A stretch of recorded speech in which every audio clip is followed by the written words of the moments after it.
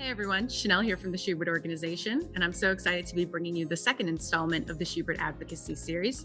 Joining me today are Victor Vazquez of X Casting NYC, Vanessa Williams and LaChanze from Black Theater United, and Brandon Michael Nase and Tiana Okoye from Broadway for Racial Justice. Let's welcome them in. Thank you everyone so much for joining me today. Let's just dive right into it. Please introduce yourselves and let us know all about your organization and the work you're doing. Victor, why don't we start with you? Tell us about X Casting NYC. Hi everyone, my name is Victor Vazquez. I use he, him, his pronouns. I'm calling from the ancestral lands of the Lenape people here in Manhattan. I'm a casting director here in New York City, and I started a company a year and a half ago called X Casting. And with X Casting, my mission really, or X Casting's mission, is to reimagine casting processes, the way that we do this work, through an anti-racist lens, and also by considering what liberation means within our industry. It was important for me to get this work started because, as the son of immigrants, of Mexican immigrants, here in New York City, I was seeing how homogenous the tables were, the folks behind the tables. And so X Casting's mission is also to ensure that casting professionals in the future are not just white, that there is diversity behind the table as well. Great, thank you so much. And LaChanze and Vanessa, can you tell us about Black Theater United? Sure, I'll start in, Vanessa. Hi, I'm LaChanze. I'm one of the co-founders of Black Theater United. I'm here along with my other co-founder, Vanessa Williams. And we started Black Theater United out of the racial unrest that was happening after the murder of George Floyd. We were all ignited by that and horrified by it. And we felt that it was a great opportunity for us as Black theater professionals to come together and unite to help advocate on behalf of Black bodies, Black talent, and Black lives. So we work within the theater community as well as the country, as well as the entire country, finding ways to help people understand the value of including Black people, not only just for diversity, but for what we bring as a people to every stage and environment that we are a part of. And so that's one of our missions right now, is to help diversify the industry and help advocate on behalf of Black bodies. Anything I'm leaving out, Vanessa, you want to add to that? Well, we did come together because we've all worked in the industry for over 35, 40 years. We consider ourselves elders, which is our reality, where we are friends. Many of us have worked together for years. And that's why we made the quick phone call. Audra called LaChanze. I mean, we all kind of, like wildfire, got together because we were united and numb and stunned and had to move into action to do something. And our first meeting was, what are we going to do? Is it going to be police reform? Is it going to be get out and make changes with voting? So luckily, we've been able to do so much in terms of changing and educating people about their power, about voting, about the law. We've been really doing amazing work with our town halls, which has been very successful. So I would think that our pillars are what we have been established as being our unification, for sure, inspiration for other people to be able to see us as beacons that we are going to go ahead and do the right work. Of course, mentorship, because of our experience in the business, and creating opportunities, which we've had with lovely people that we work with to make change across the scope of not only commercial theater, but also regional theater as well. So we've got a lot of work to go forward with, but that's what we've done in the past few months. Great, thank you. And Brandon and Tiana, please tell us about Broadway for Racial Justice. Yes, so much like Black Theater United, we started in June of 2020 as well. I think that for me, as the executive director one of the founders of Broadway for Racial Justice, it was something that I had always wanted to do and always looked at. I think the last episode of this, Amber Amon talked about Broadway for Black Lives Matter, and looking around and seeing like, well, Broadway speaks up for these people and speaks up for these people, but it doesn't seem like they're speaking up for Black lives. And that's, a sentiment that I had always felt as well as I began in the industry. And then I was fortunate enough, one of my first professional gigs was Les Miserables at the Dallas Theater Center, and Lisa Tommy was the director. And it was, for me, like, to see the cast, that it was just all of these different colors. Our Cosette was Asian, Jean Valjean was Indian, Fantine was Black. I was just like, oh, and just the space that was created. And then even going further on, and Tiana and I doing Frozen, one of the first theatrical versions of Frozen together. And I was Olaf and Tiana was Elsa, and getting to experience this space of like, wow, Black and brown people really can do these things that we have been kind of made to believe we can't do, spurred me on to always want to establish some sort of advocacy group for our people and for all BIPOC, Black, Indigenous, and people of color. So, like I said, much like Black Theater United, with all of the unrest and the kind of resurgence of Black Lives Matter, I had 2 conversations with friends, one person was like stranded at a job that they had just booked, and because of COVID, it shut down. They didn't have the financial means to get anywhere. They couldn't go home because their family was immunocompromised, and they were like, I just don't have any money. And so for me, I was like, I don't have any money either, but like, we need a space, like there needs to be a fund, especially for BIPOC who don't necessarily have the privilege or generational wealth. And so in my mind, it was like, we need to establish some sort of fund. And then another friend who was actually working during the pandemic at a summer stock theater, he was the only Black actor in the space and experiencing immense micro and macroaggressions. And outside of micro and macroaggressions, just outright racism in the midst of all of the civil unrest. And I had a conversation with him and I was like, you just need to tell these people not to speak about these things in front of you. And he was like, I can say that? And I was like, absolutely. It's about your safety. Like, this is not a safe space for you to be in. And so knowing that he just needed to hear somebody say, like, you can speak up and tell these people not to say these things, especially in front of you. I was like, there needs to be some sort of hotline, some sort of space that BIPOC can call into and talk to other BIPOC, whether they want advocacy on their behalf or whether they just want to talk to somebody and it's like, this is what I'm going through. Listen to me, maybe offer advice. And so I looked to my, as we've heard a lot, and as I heard Issa Rae say, like, look to your left and your right. Don't look like up. Like, who is it beside you that you can turn to? And just like LaChanze and Vanessa were saying, they were friends calling each other saying, what are we going to do? It was the exact same thing, calling Tiana and our other board members, like, I want to start an emergency assistance fund for BIPOC, and I want to start a hotline. So let's go. And we just took off, and yeah, it's what we've been doing.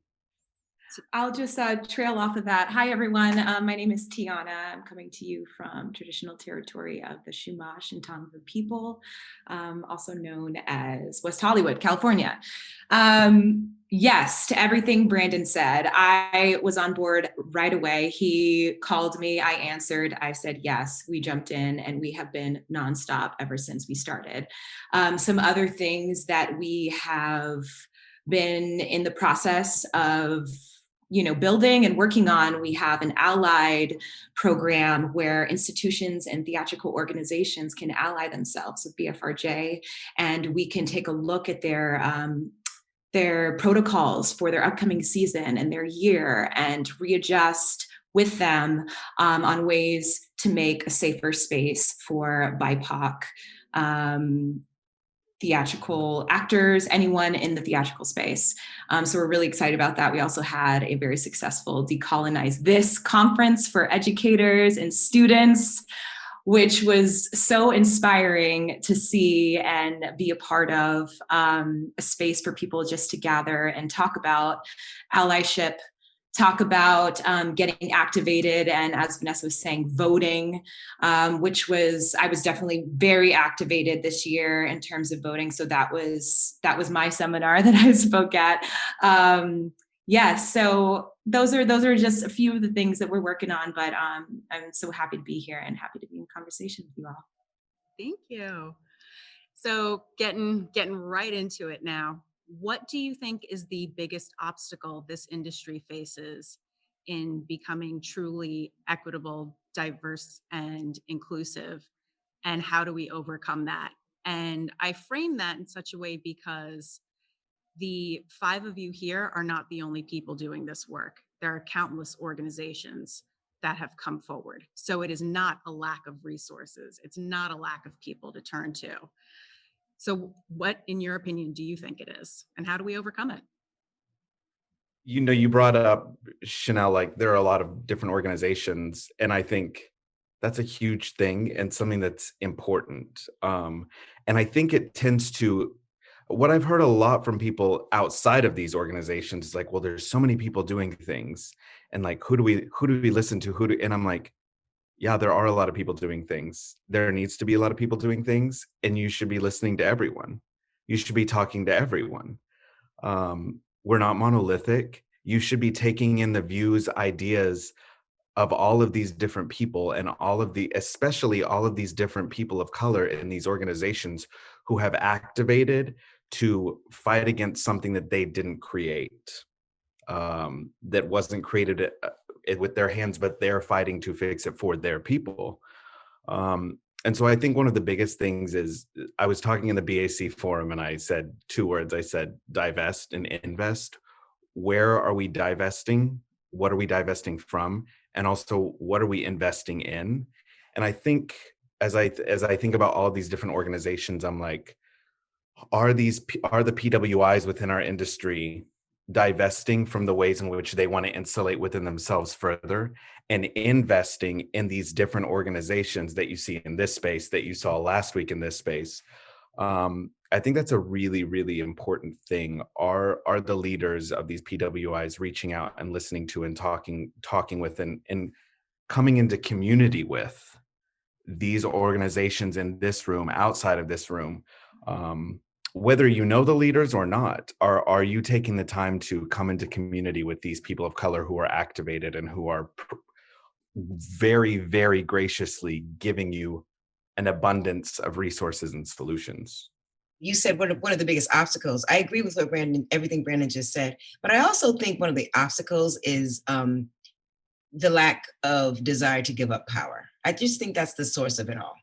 They just don't want to give the power. I mean, when you think about it, everything that we're saying, the reason we have all created these groups, the reason Victor had to start his organization, the reason we're doing this is because we want to have power. We want to also be able to affect change. We want to be able to express our own value and what we can do. And we've been trying so hard for so many years to fit this paradigm that has been sort of, drawn out for us, but it isn't from us, and it hasn't been of us. So at this time in history, we're like, enough already.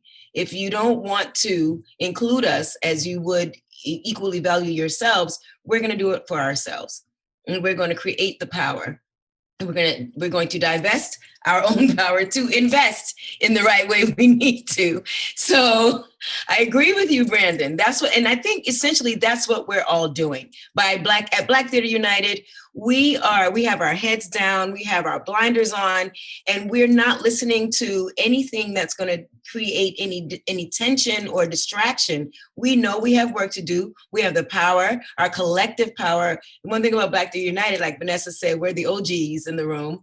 Combined, we make up over 500 years of experience in this business. So we're taking our collective power and experience to be a singular voice for the Black community. And so that all those, like your friend who didn't have the money, Brandon, to come home, we are also creating ways to support individuals in the Black community that needs representation. And we're putting ourselves out there because we feel that, hey, we've gotten a lot of stuff done already. We've elbowed our way to some of these rooms, and we have these careers now.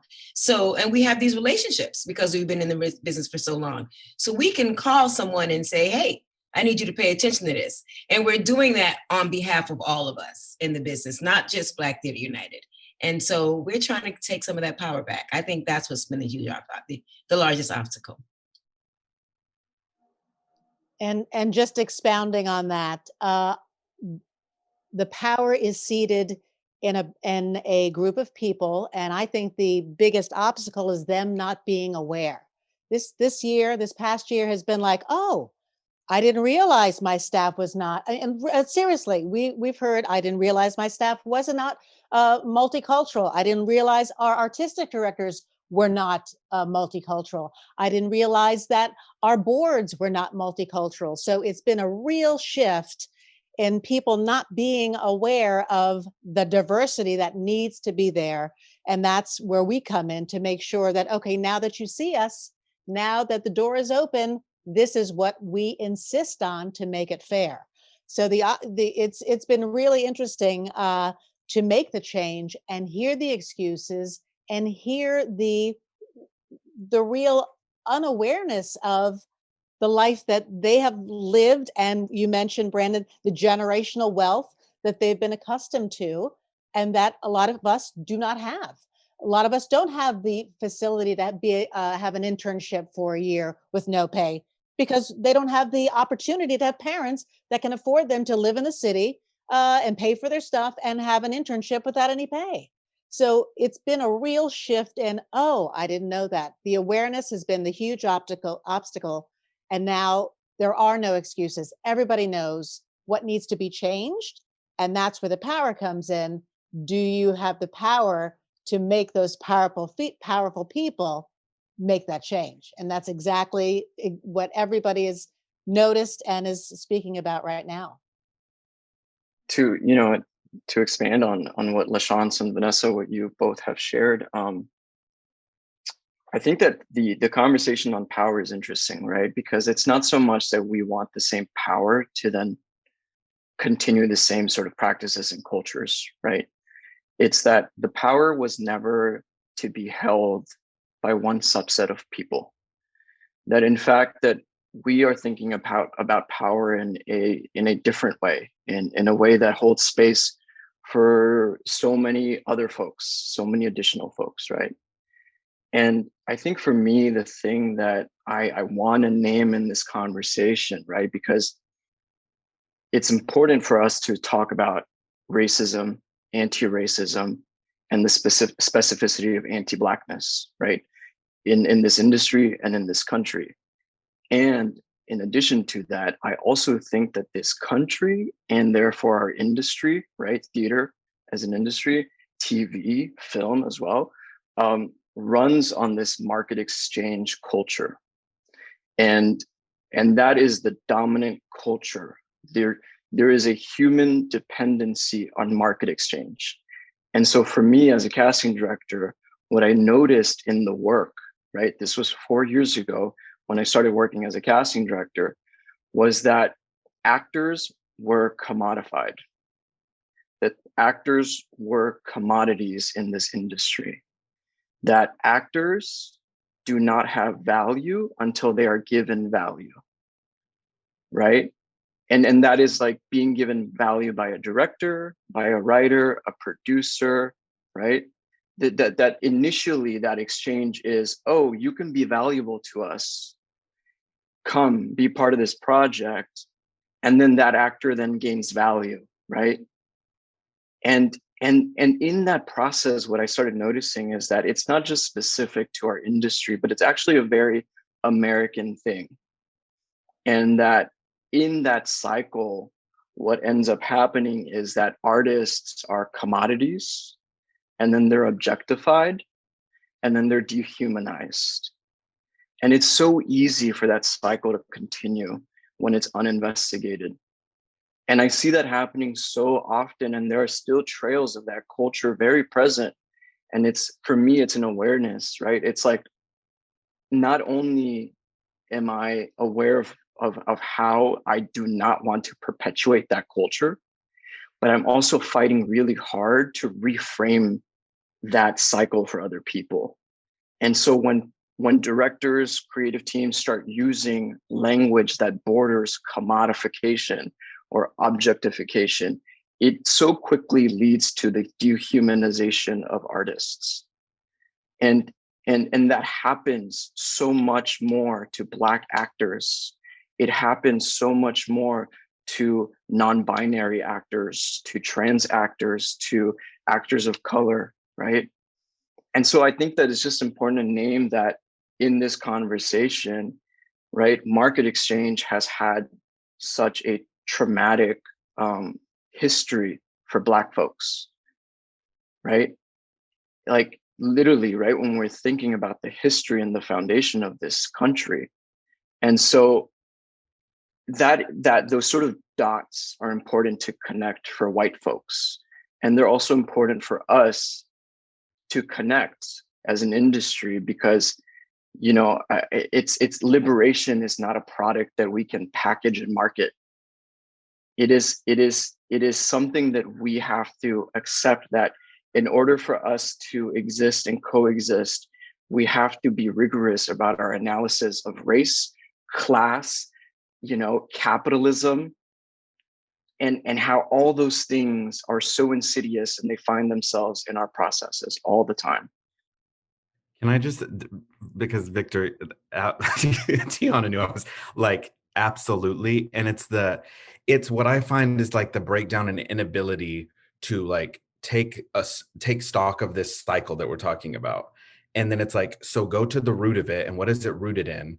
Because it, like, obviously, and like Victor pointed out, like, that's just rooted in literally downright for everybody to understand, it's slavery. Like, that is the root of it. It's slavery. The exact process that Victor spoke about, like, we are marketable because we can do this, and then we need to be broken down and dehumanized so that we just do that one thing. And I think it's so important that, and especially for the PWIs and the white leaders, they have to get to a space of digging deeper and getting to the root. And when you think about, and I always talk about this, like in our Decolonize This conference and in the educational spaces, it's like, what is the root of American musical theater? It's blackface. Like when we get down to the root of what it started as, it's like the root of our industry. If the root of our industry is racism and we just brush it off and like don't speak about it and act like everything's better now because we're not doing blackface, it's like we actually have to converse about the root of the issue and figure out how it is morphed. Just like, in the documentary 13th, we're talking about slavery and how it was morphed. We're talking about policing, what policing is today and what it was. It's just shifted. It's just morphed with the times. Mic drop, Victor. 100%. Right? I totally felt that. I was like, you took it, but I agree, Brandon. And I think that what you said, Victor, about that awareness and that continued education and check-in, not only with others in our industry, but within ourselves, is essential to growth. And that will continue to be our biggest obstacle. I think that we don't want to fall into perpetuating the system that we are trying to rebuild, right? So the more that we can remind ourselves and have people that are to our left, to our right, that can remind us that, hey, do you see what you're doing there? That's white supremacy and you're perpetuating it.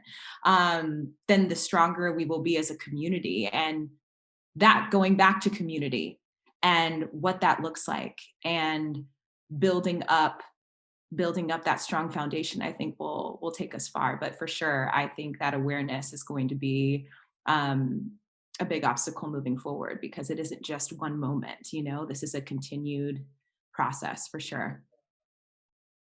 A lot of American theater institutions have come out saying that they are committed to doing EDI and anti-bias training, which great, but what else should they be doing? I don't always want to be the person to start, but I'm always very eager to unmute. I think that EDI and while I think that EDI and anti-racism training is important in a workplace, I think people are under the illusion and impression or something that if you do an EDI training and you do an anti-racism training, you're combating this issue. First of all, it goes back to what Tiana was just saying is awareness. When I teach an anti-racism training in a university setting, I'm like, so the first thing that we have to do before we even talk about your educational space is you have to like look at yourself. If you have not confronted the racism within you, how do you think that you're going to be able to walk through a space that you work in being anti-racist? And also the ideation that anti-racism isn't a training, it is a, I actually used this. I said, somebody that struggled with alcoholism, they get their chip and they go to their AA meetings all the time because they know, like, this is something that is in me that I have to keep in check, which means I have to go to my meetings, which means I'm not about to put myself in these positions that I don't want to be in where I'm slipping up. I think it is exactly the same. Anti-racism is exactly the same. You have to be able to put yourself in check. You have to be able to have a system set up for the rest of your life that you're saying, how am I checking myself? What are my accountability checkpoints outside of me? Who am I welcoming into my community to say, that's wrong, you shouldn't be doing that? That's one thing that I don't see a lot of the institutions doing. I hear the word accountability thrown about so much, and they're like, we're going to hold ourselves accountable. And when I hear that, I'm like, I feel like you might have been trying to hold yourself accountable for your entire existence, and we're now seeing that that doesn't work. So what organizations, institutions are you looking at outside of your own to say, we want to be in community with you for so many reasons? That's the other thing. It's not just that. It's like LaChanze, Tiana, Vanessa, Victor, myself, we all have lived different lives that have such value.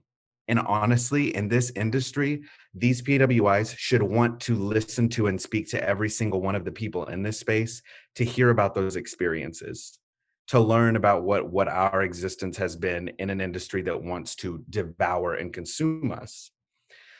That's the accountability. There's a lack of active, actual accountability.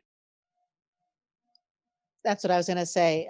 Examination is one thing. That's the first step, to check everything and your systems, and then take action. It's hiring, it's making sure creative teams are diverse, making sure that management is diverse, front of house is diverse, programming is diverse. Those are all the things that need hiring and programs that are actually going to make a difference, as opposed to the accountability, check that off. We had our EDI work, we've done our session, and we're good, right? No. Boards need to be diverse.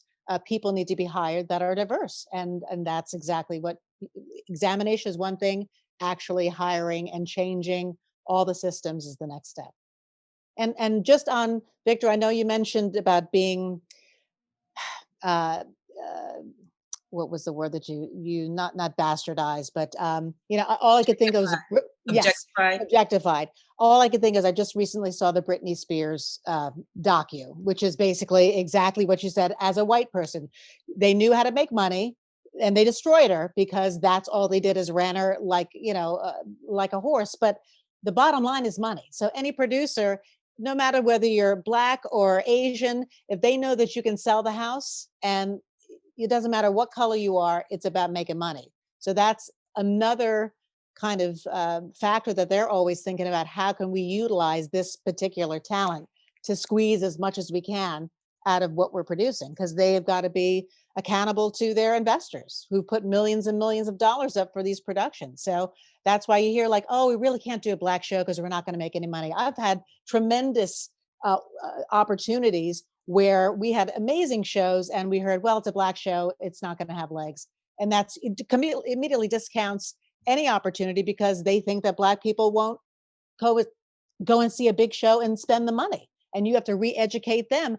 Have you tried to go out to the churches and tell them that this is what is on Broadway? Have you tried to market to other people besides your subscribers and open up your whole audience?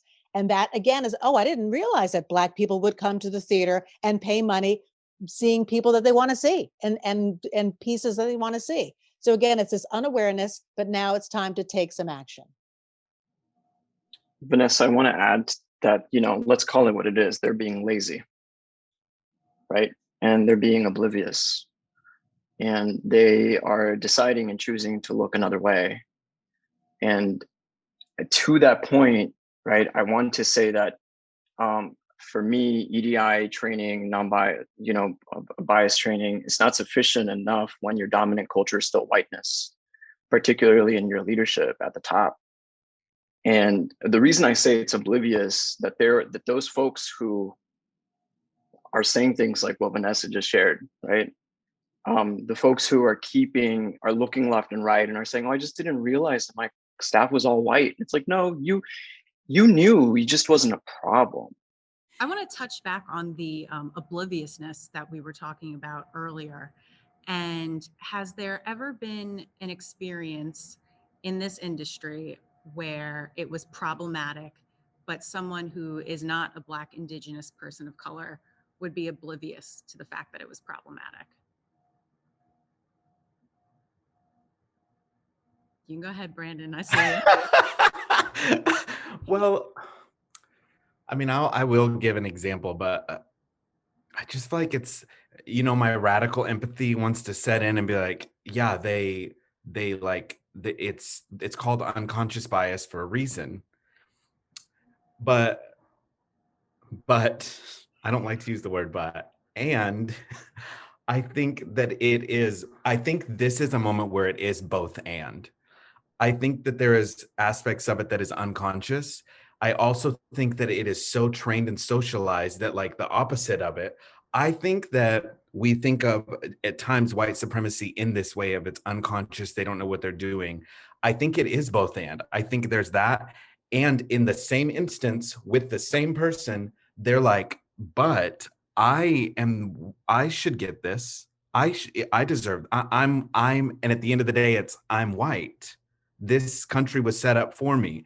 I think that the leaders in this industry who we're speaking about, I don't think any of this is a shock, or I think it is all exact. I think Hamilton and its success and the nothing around it that is as successful as that, especially as it pertains to BIPOC, is on purpose. I think the white people in the industry see that and they're like, great, this is really good. So now we can say, this is where you fit this is where you fit in. You need to go into Hamilton. You see it, you see that exact thing being said to students in universities.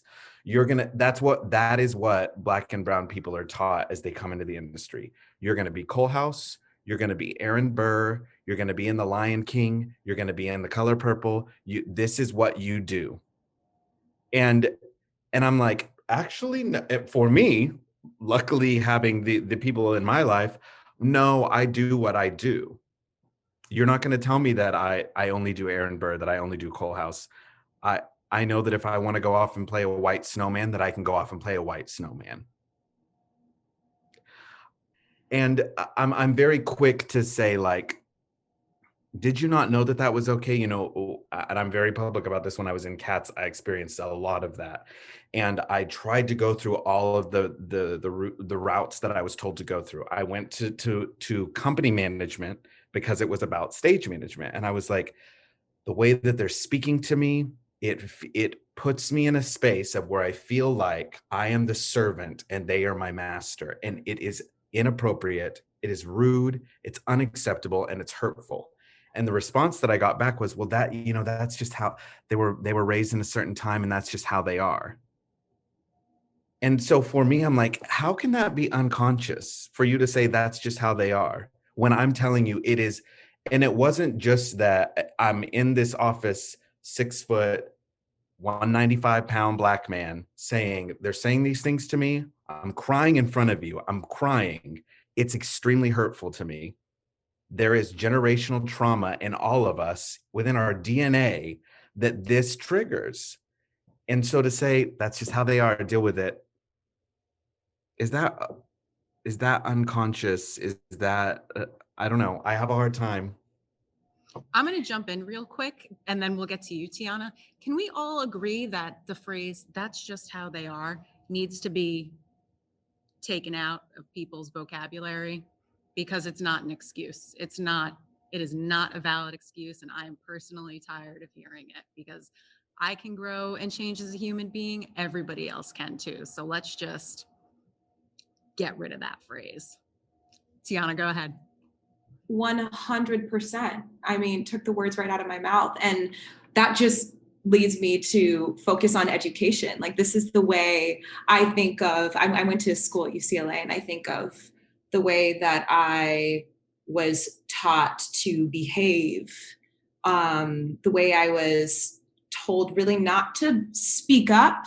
You know, you kind of fell in line, you were a good ensemble member, and then maybe you got your way to the top. That's problematic. I think the way that we are educating our future, you know, theater makers is problematic. That thinking right there, that, you know, that there's necessarily a right way and a wrong way. Now, listen, I know that there's like being professional, and I understand that. But Brandon, you speaking up and you confronting your stage managers and the directors or whoever, and having that moment should be respected.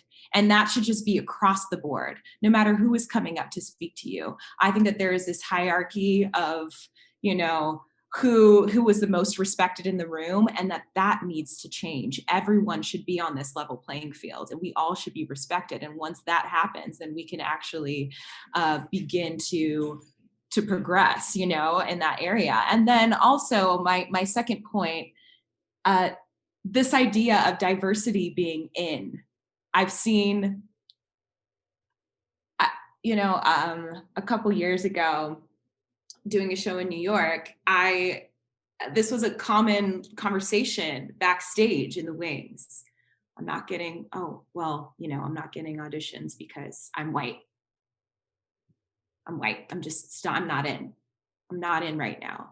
How oblivious, how disrespectful, because I still look around and I see who is leading the TV shows, who is leading on stage, who is leading in film, and they're all still white. So to say that opening up the playing field has made it more difficult for you would, okay. Okay.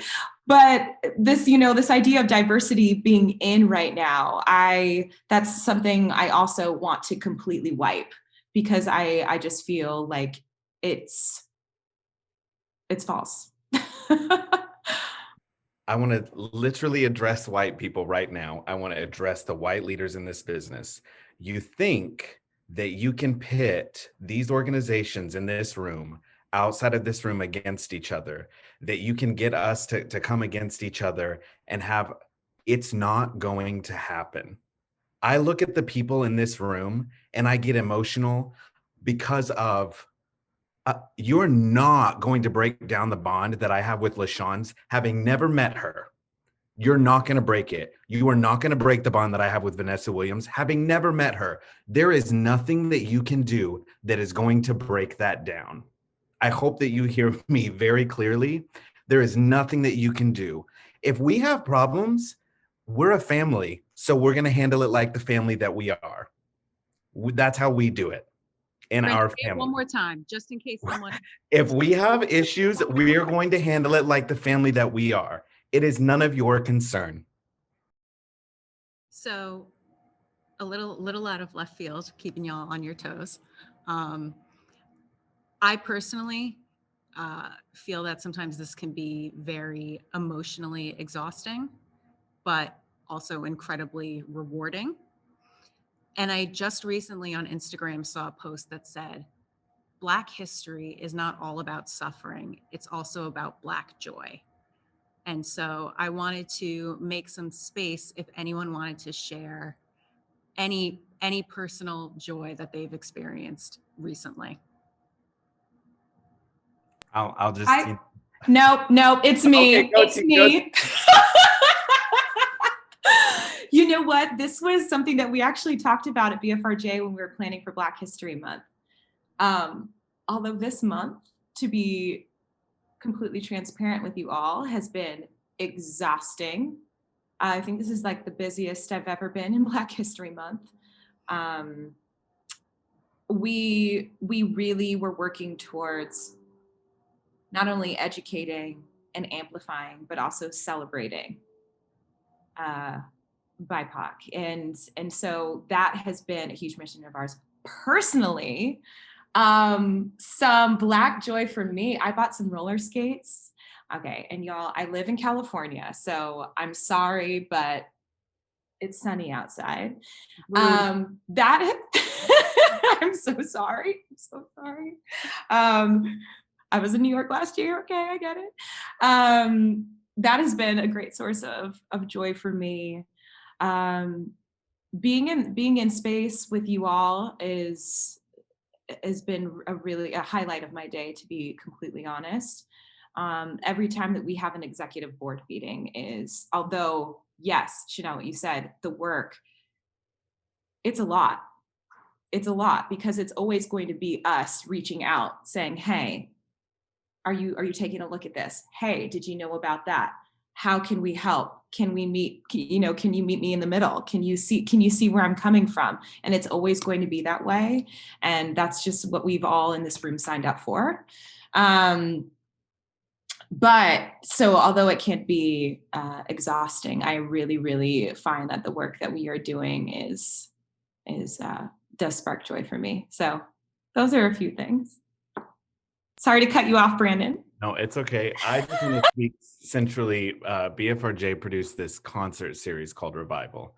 And so it's been every Friday, like tomorrow, and then the last one is next Friday, every Friday in February. And I mean, we shot it 3 weeks ago, like right before February, in a studio, all Black musicians, Black singers in the industry. And I mean, there was already the joy. I wasn't prepared for the joy that I would get to experience throughout this month just from that, from getting to be in the space and create with just Black people and getting to hear live in person the performances. And then also, you know, we edit and mix everything the week of. So like we're still in the process of mixing and editing tomorrow night's concert. And so I just get to watch and listen to over and over again these stunning performances, music that spoke to them as Black artists, watching their interviews of why they chose to sing this song. And also just like the talent, Black people are just like, literally every time I watch, I'm like, how is she? Kayla Davion is singing this Friday. And I'm just like, how is your voice just literally perfect? And yeah, there's been a lot of joy for me in getting to see these Black people's talent. I'll speak next.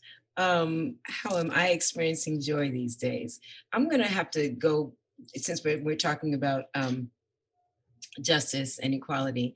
I'm gonna speak about that. So my daughter is an actor as well, and she is kind of a new actor. She started in this business when she was about 17, and she got her first professional job at 17. And she's a dark-skinned Black actor. And she grew up with a dark-skinned Black acting mom. So she grew up understanding how important it is to be proud of your dark skin, because there's colorism within our community, and I've experienced it in this business, and she has too.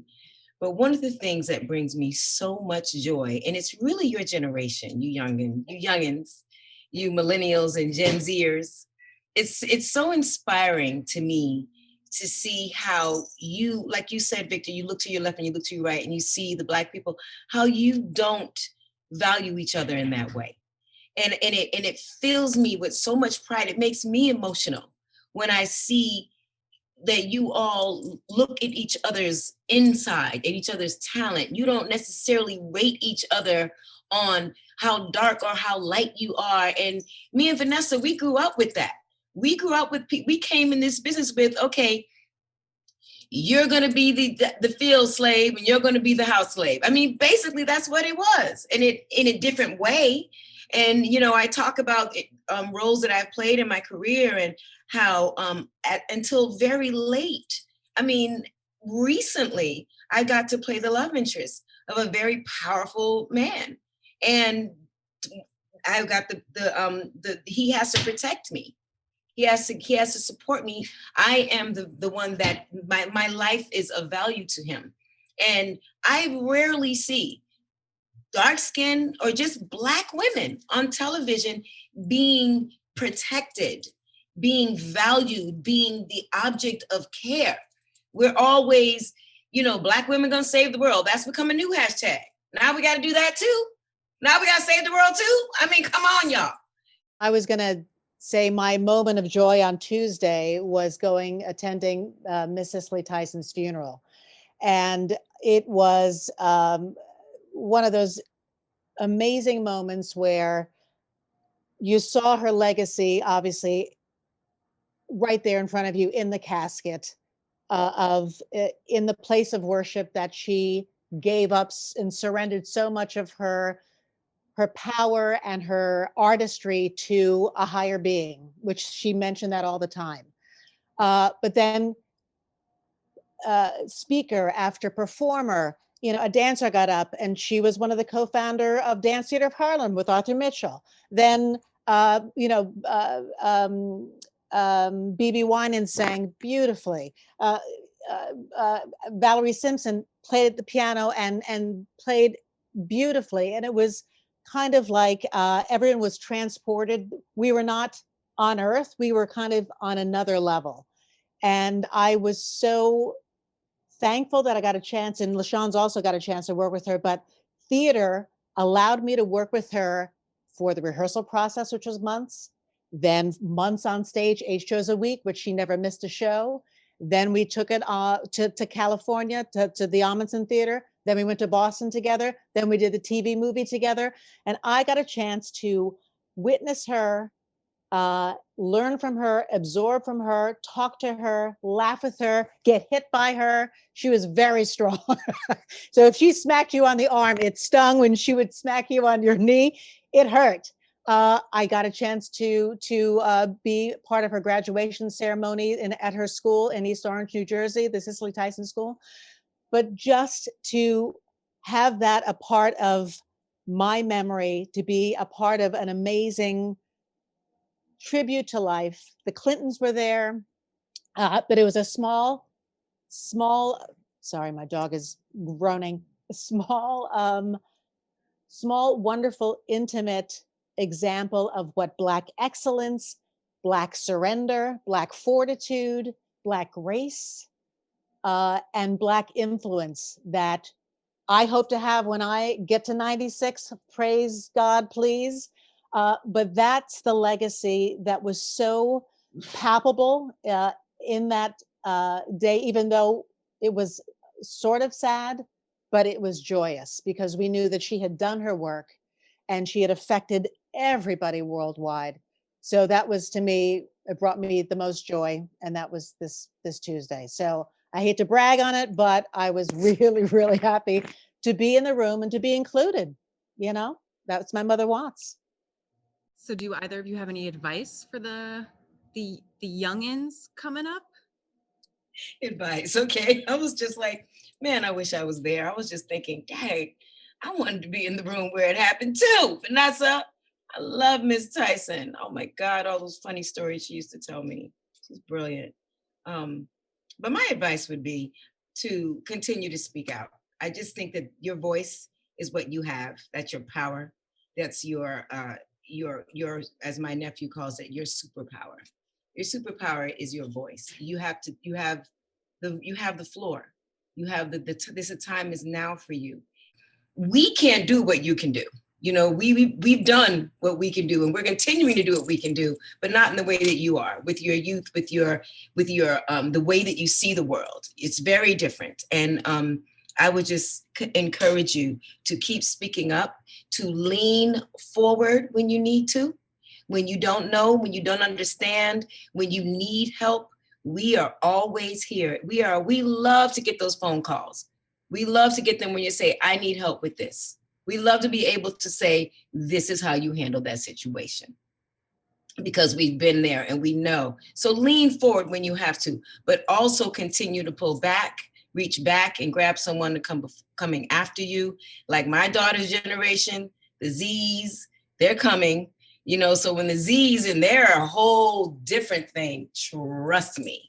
The Z's, they don't even see gender.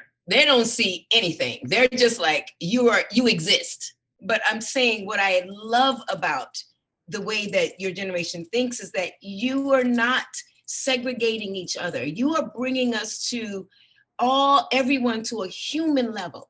You're stripping all of the descriptions that we had of how we categorize ourselves, which is based in race, which is based in class, which is based in subjugation, all of it. Male, female, it's all based in a way that we're categorized to separate it and value each other. And your generation is saying, nope, not anymore. We're all here on a spectrum and deal. And I'm just as valuable as that person or that person. And I just love that. And I'm encouraged by that. And I'm inspired by it. So I would just encourage you to keep doing that. Keep doing what you're doing. And when you step out, we'll let you know. You'll rein us back in. And I would also say solidarity. You know, when you see another Black folk in the room, there's an immediate bond that you have. So continue in your life to reach out, and that's where your power lies, but that's where your comfort lies too. When you know there's somebody else in the room that you know exactly what you're thinking and what you're reading in terms of the atmosphere, in terms of the hierarchy, you do that together. So always feel strongly about who's, again, to the left and to the right, but also who you know is your your solidarity partner. And then just do the work. You get hired because you're professional, you show up on time, and you're good. So continue to put in the hours, continue to ask questions. We are here to help. We are an Instagram DM away if there's any real question that you want to know. But we come from a long line of strong people that have paved the way and have made it, and it's been rough and it's hurt times, and we're still here and we still love what we do, and we're still looking for more. So I'm saying #more. There's always more to achieve, to dream, and to do, and do it with the people that you feel strongly about. I think there's a bit of a fear that when our industry does return and everything is back to normal, or whatever the new normal is, that a lot of these efforts will just disappear. And so what has your organization put in place to make sure that even when we're back up and running, that the work you're doing doesn't stop? Whenever we get this question, I have to fight back the urge to laugh, honestly, because I'm like, we're here. If you think that we all in BTU, at X Casting, at BFRJ have put in all this work to then just be like, well, things have opened up. If anything, it's like, I'm getting ready for when we have to say like, okay, no, we're not doing this. And whether that's through creating a rider to provide for artists to be able to say, this is where I stand. One of our board members, Adam Heineman, has spoken a lot about how we've entered into contracts in good faith about a lot of things, that I'm going to be respected, that I'm going to be safe, and that it's good faith. It doesn't necessarily have to be in the contract. And I think we're in a space of now, like, you've shown us that we actually can't do that. So we have to put on paper, this is my expectation. This is contractual. You will respect, you will make space for different voices, you will see different people, you will listen to different people. When people are uncomfortable, you will give that respect, you will give that weight. At the end of the day, though, BFRJ is not going anywhere, BTU is not going anywhere, X Casting isn't going anywhere. We are here to hold space. We are here to provide accountability. We're here. You know, Brandon and I have had this conversation actually more recently, because as we learn, as we grow and expand our organization, you know, Brandon and I are both actors and performers, and this is a full-time job. This is full-time work. Okay, I have a day job right now. I feel like I have 4 full-time jobs. Blessed. Thank you, God. All right. Thankful for every moment. But it's a full-time job. And I say that because we are constantly looking at each other and setting each other up for success. So I love the way that Brandon has chose to lead, and I'm saying quote unquote lead because every time that we hold space, it isn't what I say goes. It's we are evening out responsibilities. We are focusing more on that circular leadership so that we could be successful in the future, so that all of this weight isn't placed on one person. I think it's important for folks to outline and make transparent their missions, and that anti-racism is not some sort of like subset project on the side, that it's actually core and integral to the work, right? And because anti-racism, it's a daily practice. Like, you can't just say that you're anti-racist. It's a daily negotiation, right?